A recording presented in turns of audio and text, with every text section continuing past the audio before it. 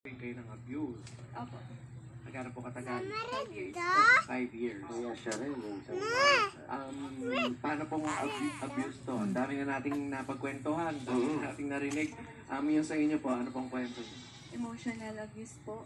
Yung asawa ko po kasi nagkaroon siya ng third party. May third party po Opo. kayo. Ayusin mo. Tapos, nalaman ko lang po ito noong January 1. January 1. Last year. Ito lang po. Ito lang. Opo. 2021? January 1, 2021? Opo, Sa natong isang New Year malaking po. Happy New Year sa inyo to? Hindi po. Paano niyo po nalaman?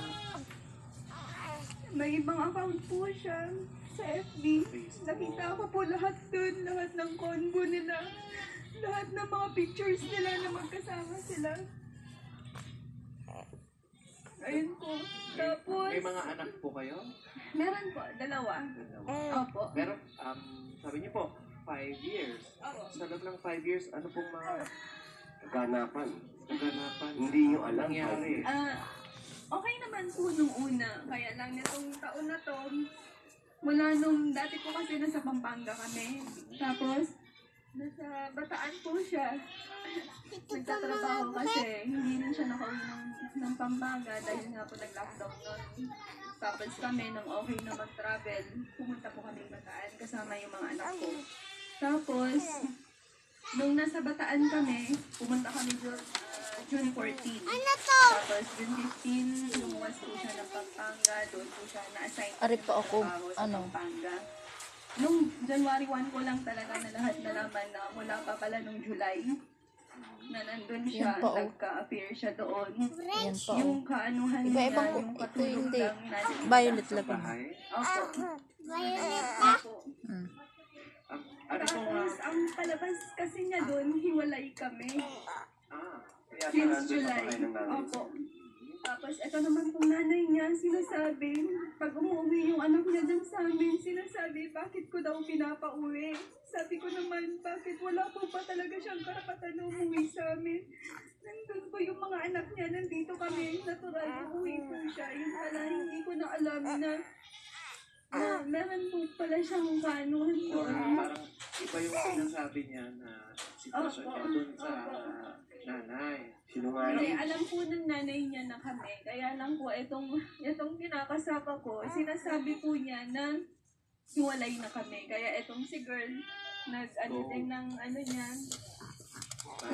opo, naniwala. Kaya yun, din mo na lang na siguro nagkagustuhan na rin sila. Pero bago po lahat ng yun, bago ng lockdown, meron ba kayong kutob or naramdaman? Lahat. Or, Meron po. Wala po nung July, nagkakutob po ako sa kanya kasi yung kambal ko pumunta sa kanila sa Pampanga. Nakita nga po sila na magkasama. Tapos sabi ng kakambal ko pa sa kanya, ikaw, babae mo ba yan? Sabi niya, manda ka sa akin pag once na sinaktan mo yung kapatid ko. Sabi ng kakambal ko. Tapos sabi naman niya, hindi, sinamahan ko lang, sabi niya. Tapos tinanong ko. Tapos nung mga na yun, doon din nagsimula na nagbago yung tingin niya sa amin. Hindi na halo siya nagte-text, nagchat, tsaka nag-video call sa mga anak niya. Ate Jessan, ito ba minsan lang nangyari sa relasyon niyo na merong siyang Opo, ngayon lang, oo. Dati kasi, meron, lang po, chat lang. Ito, Pag dati meron Tapos, na. opo, chat lang, tapos binubura niya. Yun nga, nahuli ko rin siya noon. Nahuli mo rin Hinayaan doon. ko lang, opo, hinayaan ko lang, tinanggap ko pa din. Tapos yung Tapos kumusta ito yun? yung pinaka-worst talaga na nakita ko lahat ng mga convo nila, lahat ng mga pictures nila na magkasama. Pero nung nahuli mo nung Tapos- unang-una, Totoo. Hindi ayos.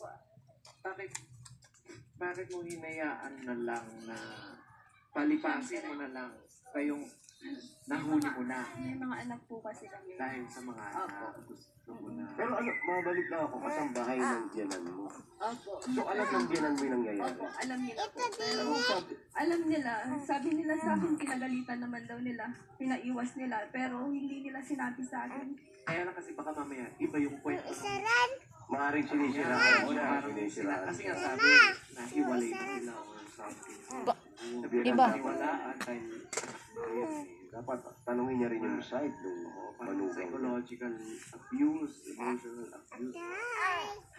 Pero